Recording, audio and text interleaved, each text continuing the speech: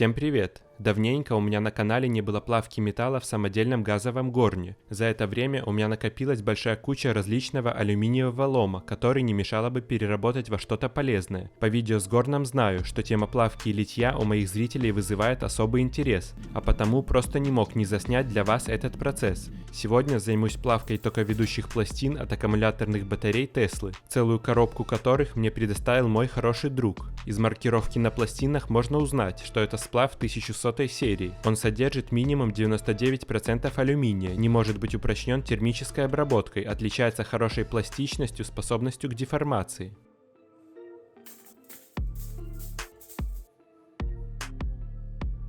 Тигель для плавки, который я использую, сделан из толстостенного углекислотного огнетушителя.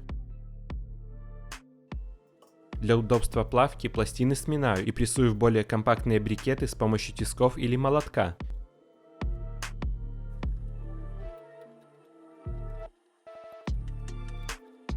Сплав 1100 серии действительно очень мягкий и делается это очень легко.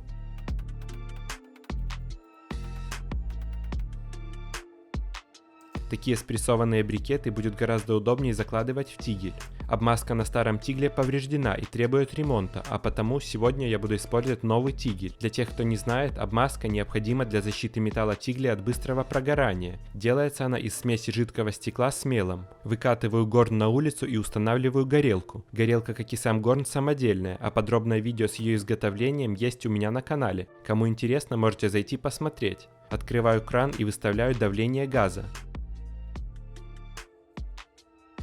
Открываю газ и зажигаю горн. Во избежание хлопка поджиг необходимо производить на закрытой заслонке подачи воздуха. Так газовая смесь в камере горна будет богатая и просто воспламенится. Если же заслонка подачи воздуха будет открыта, то в камере горна образуется стихиометрическая или бедная смесь, которая при поджиге может бахнуть. Вращением заслонки настраиваю пламя горелки и добиваюсь правильного сгорания газовой смеси. Ставлю тигель на прогрев.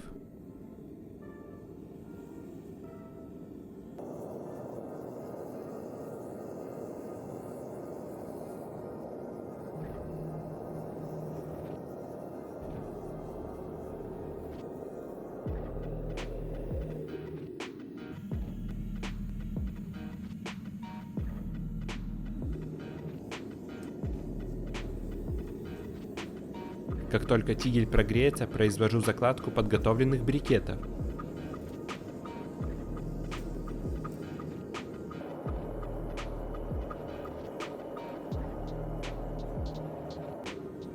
А пока алюминий плавится, займусь подготовкой форм. Для этого буду использовать жестяные банки.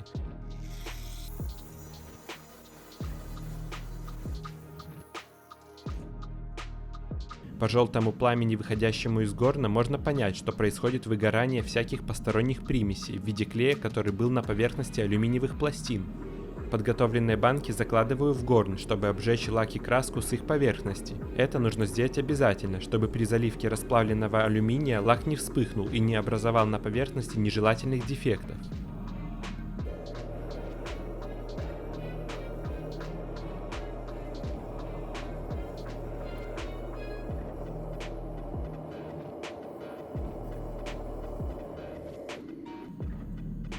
Первая закладка расплавлена, подкидываю в тигель новых брикетов.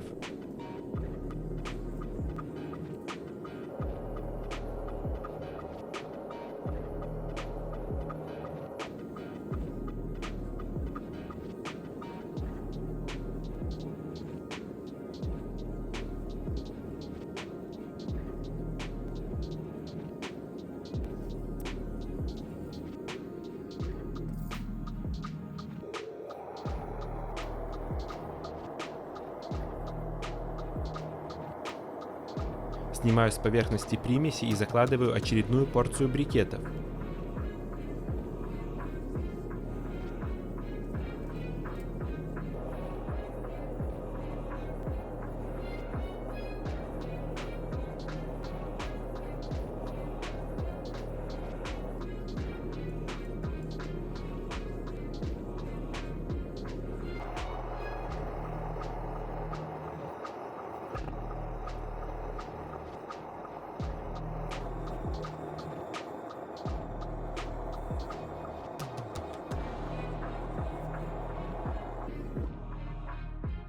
Пока я готовился к заливке, отвлекся и сильно перегрел расплав. Для алюминия это не есть хорошо. Перегрев ведет к образованию мелких пор и огромной усадки при остывании.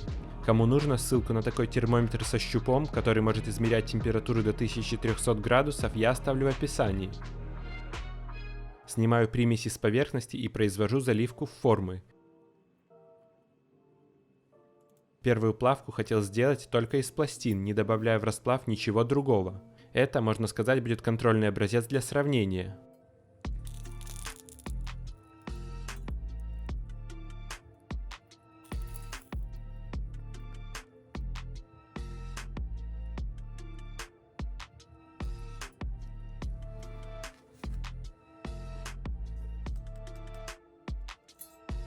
Вторую плавку решил произвести с добавлением меди, чтобы получить сплав наподобие дюрали или D16. Не зная, какая медь лучше для этого подойдет, решил взять 3 имеющихся у меня в наличии варианта. Тонкий медный провод, плоская медная шина от сварочного трансформатора и толстый медный провод. Нарезать медь на небольшие кусочки буду с помощью вот таких классных кусачек.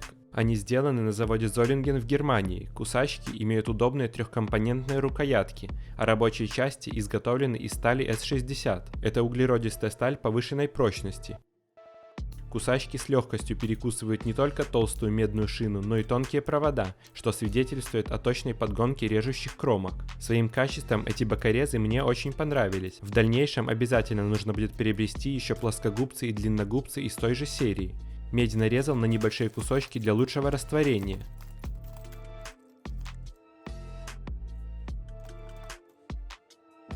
Отвешиваю на весах порцию алюминия, а после 4,5% меди.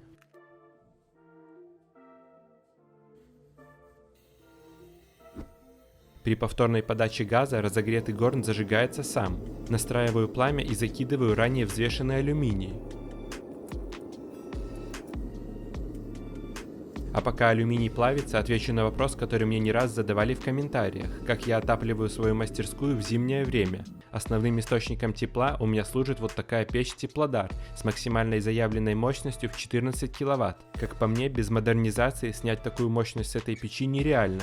По задумке производителя, движение воздуха в трубах должно происходить естественным образом, под действием конвекции, но для моих условий эксплуатации это слишком медленно и неэффективно. Придя в мастерскую, мне необходимо, чтобы температура поднималась максимально быстро. Ножки у печи я срезал, а вместо них сварил воздушно-распределительный короб. Для повышения мощности двигателя внутреннего сгорания на него устанавливается турбина. В случае с печью ситуация очень похожая. Для повышения ее эффективности и получения большей теплоотдачи на нее я установил мощный радиальный вентилятор с производительностью в 520 кубометров в час. Для регулировки оборотов сделал отдельный блок управления.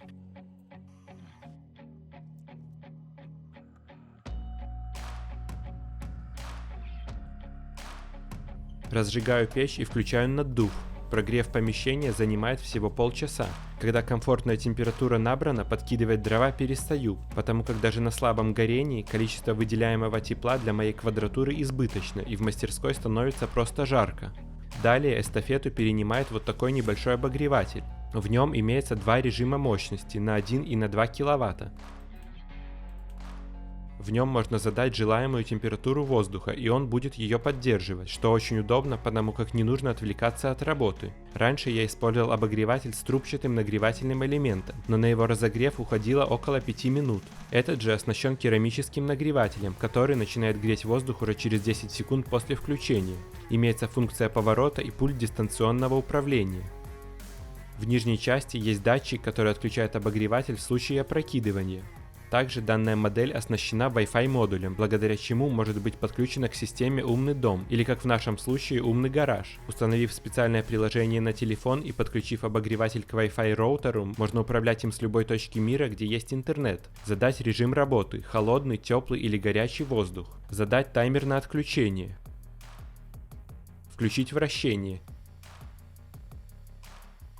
И даже установить расписание работы. В общем, подключив обогреватель к роутеру, к которому также подключено видеонаблюдение, можно управлять температурой в гараже удаленно. Ну и бонусом ко всему, в данном обогревателе встроенная Bluetooth колонка. Пожалуй, это самый музыкальный обогреватель, который я когда-либо видел.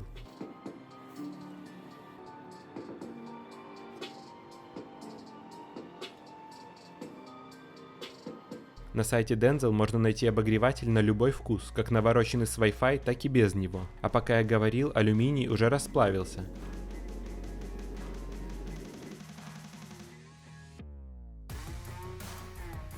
В расплавленный алюминий добавляю медь.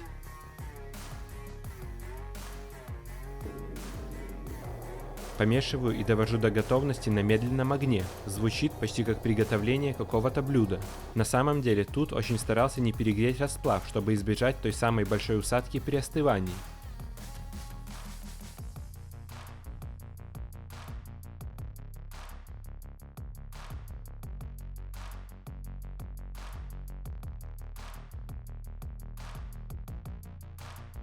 Снимаю шлак с поверхности и произвожу заливку.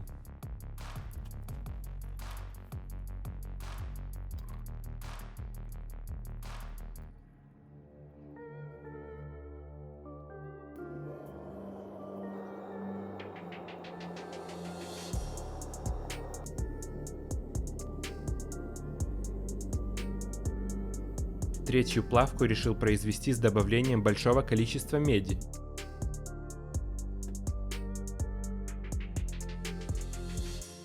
Тут использовал тонкий медный провод. Можно видеть, насколько быстро он начинает растворяться. Когда я только начинал экспериментировать в этом направлении, думал, что для растворения меди в алюминии расплав придется греть до температуры плавления меди в 1085 градусов. Но оказалось, это совсем не так, и медь начинает активно растворяться в алюминии при гораздо меньшей температуре. Расплав помешиваю до тех пор, пока твердые кусочки меди не растворятся и не перестанут в нем ощущаться. Добавляю вторую порцию меди и продолжаю мешать.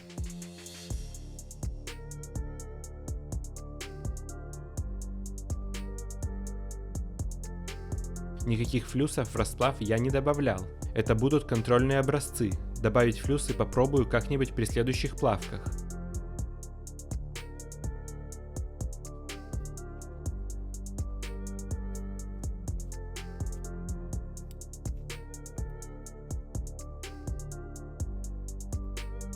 Еще хотелось добавить несколько слов касаемо состояния горна. Под видео постоянно находятся специалисты по всем делам, которые пишут, что горн у меня развалится, потому что я все сделал неправильно, связал его уголком в жесткий металлический каркас. Но почему-то этого до сих пор не произошло, хоть перенес он уже не один десяток плавок. Состояние камеры сгорания вы можете видеть сами. Так выглядит шлак, снятый с поверхности.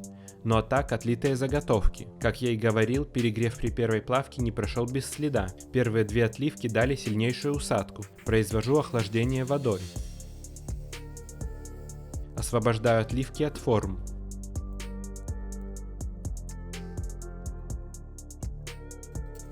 Масса отливок получилась почти 2,5 кг. Это была экспериментальная плавка с добавлением меди, а потому за большими объемами я не гнался.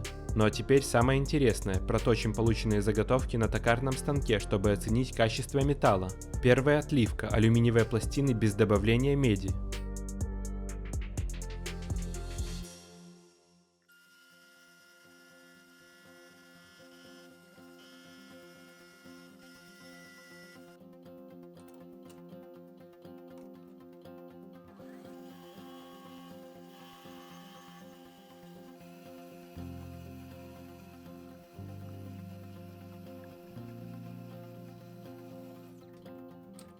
Сплав получился достаточно блестящий. На поверхности можно наблюдать пятнистость или чешуйчатость. А это тот самый усадочный кратер, возникший из-за сильнейшего перегрева расплава. Для более детального изучения воспользуемся видеомикроскопом.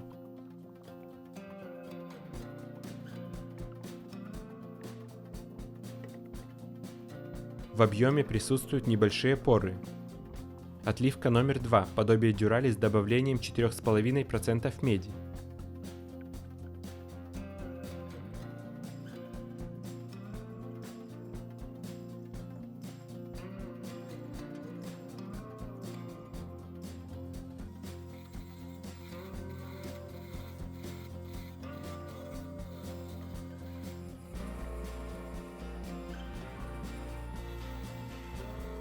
По ощущению, этот сплав действительно получился более жесткий и сыпучий. Установлю резец с пластинкой для цветных металлов.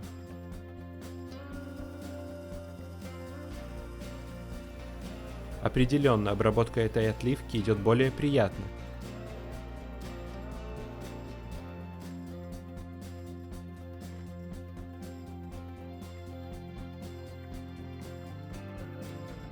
Не считая единичных шлаковых вкраплений, отливка получилась однородная и без больших пор. Отливка номер 3 с добавлением примерно 15% меди.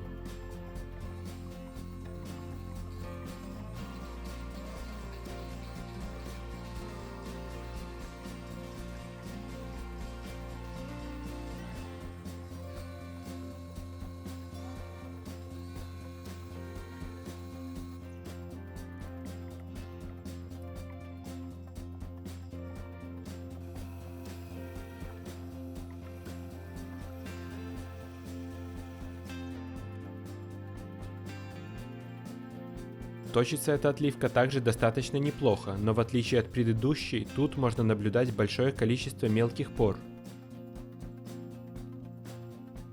Под видео про литье выноса для самоката многие интересовались, что за микроскоп я использую, а потому ссылку на него я оставлю в описании. Результатом этого эксперимента я получил 4 отливки. Первые 2 из чистого алюминия, давшие большую усадку, в дальнейшем пойдут на повторную переплавку, а вот 2 другие получились достаточно неплохие, и их я оставлю в качестве заготовок для токарных работ. На этом сегодняшний эксперимент можно считать завершенным. Часть алюминиевого лома была переработана во что-то полезное, а я получил еще немного опыта в плавке и литье алюминия. Если видео вам понравилось и было полезно, обязательно ставьте лайк и подписывайтесь на канал. Все ссылки на полезные вещи из видео, как всегда, будут в описании. А на этом у меня на сегодня все. Огромной всем удачи, мира и добра!